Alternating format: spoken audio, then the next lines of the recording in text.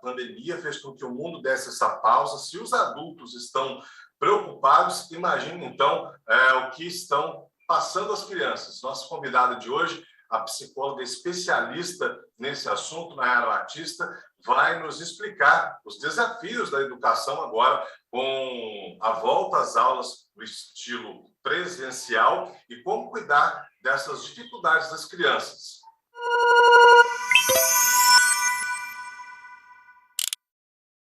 Psicóloga e professora Nayara, bem-vinda a esse bate-papo. Já vou começar perguntando para você o seguinte: se nós adultos temos aí dificuldades para lidar com esse novo normal, se é que a gente pode chamar assim, toda a ansiedade, toda a angústia desse retorno, dessa retomada econômica depois dessa pausa que o mundo deu, imagine para as crianças. É verdade que as crianças estão precisando de uma atenção especial?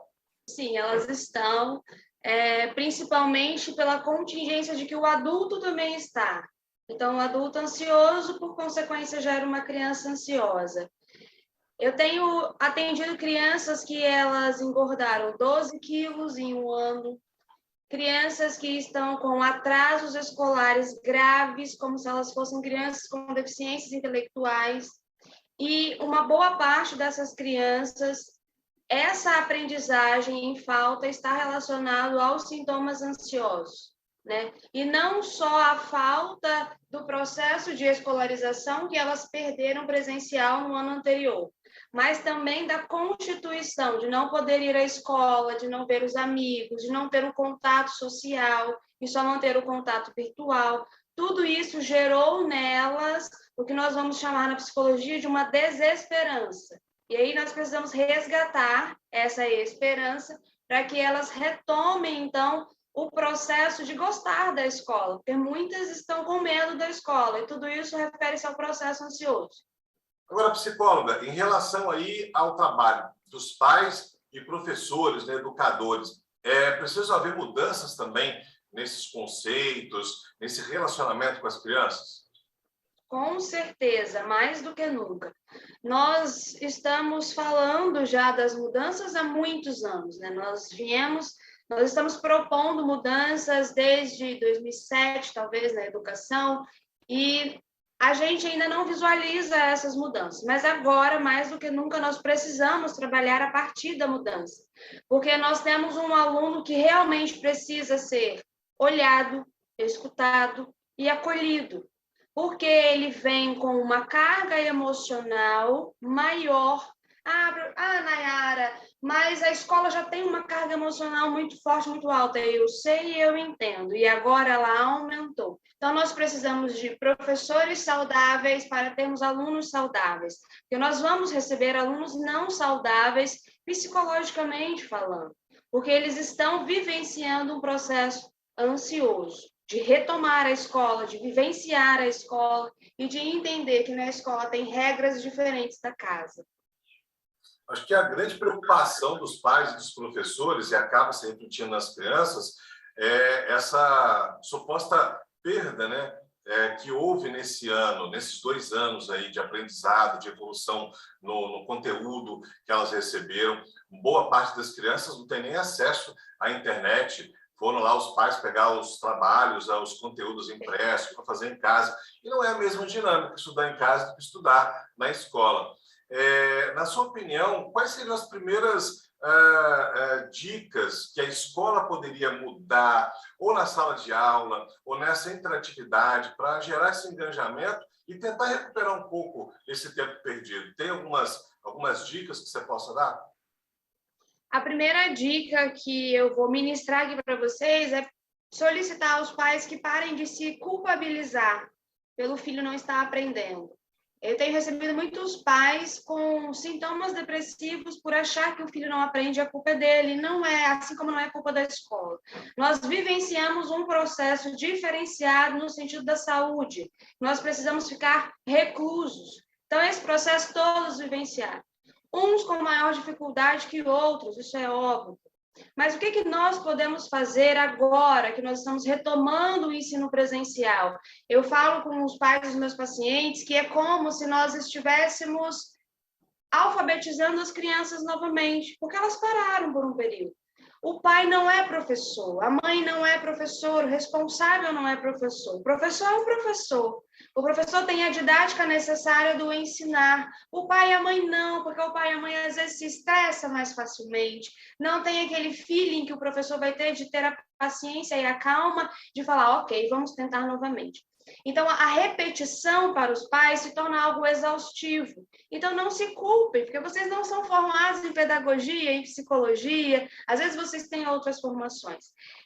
E solicitar à escola que tenha paciência também na alfabetização. Ah, Nayara, mas os conteúdos evoluíram, os conteúdos são outros, nós estamos no próximo conteúdo, ok, mas nós temos crianças que, se eles deveriam ter aprendido soma e multiplicação no ano passado, e esse ano divisão e subtração, eles precisam aprender esse ano subtração, divisão, soma e multiplicação, porque o ano passado ficou defasado. Não que os professores não trabalharam, eu sou professora, trabalhei muito, então não é isso que eu estou dizendo que nós não tivemos o mesmo comportamento. Nós precisamos nos modificar, nos adaptar a uma novidade que nunca foi nova para a gente, que nunca foi posta para a gente. Então, foi difícil tanto para os alunos quanto para os professores. Então, para esse recomeço, eu solicito mesmo que olhe o seu aluno. Alguns precisam ser alfabetizados. Alguns não conhecem ainda os símbolos, que são as letras, o que era para eles terem aprendido no ano anterior. Então, assim, recomecem pacientemente. Olha, a gente ouve, né, as outras gerações falarem muito, né? Ah, no meu tempo não era assim, no meu tempo não tinha internet, não tinha celular, criança jogava bola na rua, enfim. Mas, partindo desse princípio, sair um pouco da tecnologia, brincar, ser criança, né, fora da escola, ter contato com os pais, sair, se divertir, né, mantendo os cuidados, ainda porque a gente já está na pandemia. Isso ajuda aí as crianças a terem mais ferramentas, mais disponibilidade para voltar a nesse recomeço da volta às aulas, desse reaprendizado de como viver? Sim, com certeza. Eu estava até lendo outro dia um artigo sobre as crianças da tecnologia e em comparação com as crianças da não tecnologia. E como que as crianças que ficam maior tempo no celular devido ao trabalho dos pais ou serem criadas por babás maior período do tempo, como elas perdem em aquisição cognitiva. A criança que brinca, que corre, que anda de bicicleta, que se propõe a cair e levantar, né, que ao se machucar, entender que vai melhorar, é uma criança com maior capacidade cognitiva porque ela formula maior número de conexões sinápticas, que são aprendizagens, ou como Piaget vai colocar para a gente, são os esquemas. Então, a aprendizagem, a partir do toque, a partir da interação com o outro, a partir da motricidade, movimenta, sim, o maior número de conexões de aprendizagem. Então, sim, a criança que brinca, os pais que puderem levar num parque, porque nós estamos mesmo na pandemia, mas nós temos locais arejados, né? Normalmente em todas as cidades nós temos pracinhas. Então, procurar levar a criança, tirar ela do ambiente caseiro e proporcionar a ela mesmo brincadeiras de rua, né? Nós vamos chamar assim. Propor a ela brincar com uma bola, jogar numa queimada. Outro dia eu propus que eles jogassem queimada com os filhos. Porque a brincadeira da queimada faz com que a criança constitua observação, atenção e motricidade de sair da bola. Então, ele está conhecendo direita e esquerda, que é a lateralidade, ele está conhecendo o que é atenção concentrada, concentrar-se na bola, ele está conhecendo o que é atenção dividida, porque eu preciso sair daquele movimento para me manter no jogo. Então, a brincadeira, e às vezes que nós somos da geração do brincar na rua, a gente nem sabia disso. Então, hoje nós temos talvez... Acabamos desenvolvendo naturalmente, né? Fomos desenvolvendo naturalmente. Então, eles que realmente eles nasceram numa geração mais tecnológica, que não é ruim, é muito bom, nós temos que aprender com eles, mas eles também precisam aprender com a gente, com o adulto, no sentido de que o brincar, através do toque, através da manipulação, né, assim que se fala, fará também com ele, trará a ele, aliás, um aumento de aprendizagem, de capacidade neuronal.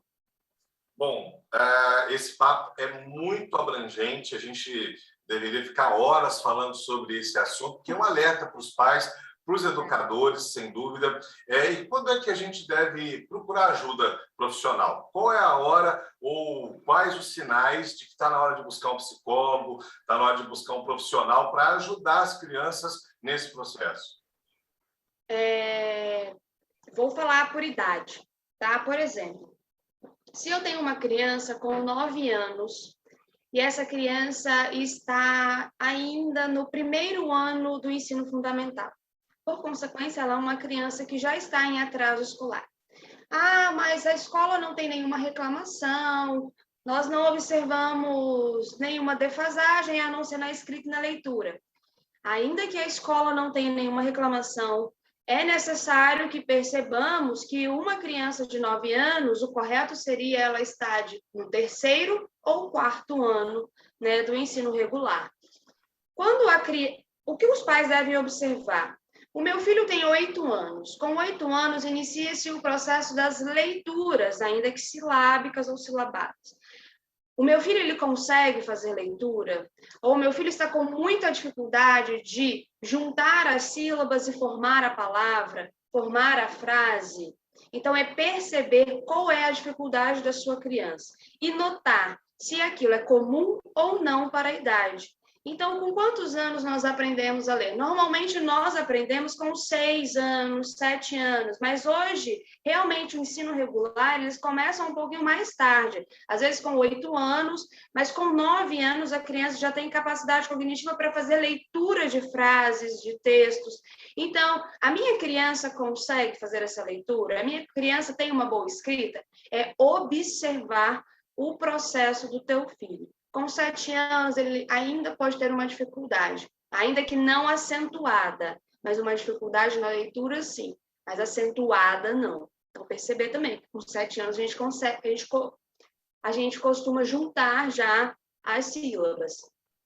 Eu acho que vale também uma dica bem genérica, né, do senso comum, também não se cobre tanto, né, professora? Está todo mundo passando por grandes desafios, então relaxa, respira fundo e vai dar certo, né? Perfeito, é o que eu falo também com os pais. Nós temos crianças que estão vindo da pandemia, então se era para ele ser alfabetizado com 7 anos e hoje ele tem 8, ele vai ser alfabetizado agora. Então calmem-se, que ele tem capacidade cognitiva para aprender. Às vezes eu recebo crianças que andam de skate, que brincam, que jogam bola e no momento não estão conseguindo fazer a leitura. E tudo bem, ele não foi alfabetizado, mas ele tem capacidade cognitiva, motora, de constituir ainda esse aprendizado. Então, acalmem-se, que é tudo num processo e num tempo específico. Cada um tem o seu tempo, né? Isso, perfeito. Bom, Nayara Maria Batista, psicóloga, professora universitária, especialista aí no desenvolvimento infantil. Muito obrigado pela entrevista, o bate-papo foi ótimo, mas a gente marca outro, porque tempo de internet, ó, é vapt-vupt. Foi um prazer falar com você, Nayara. Obrigada, o prazer foi meu. Espero ter contribuído um pouquinho mais para a nossa psicologia e também para a nossa comunidade.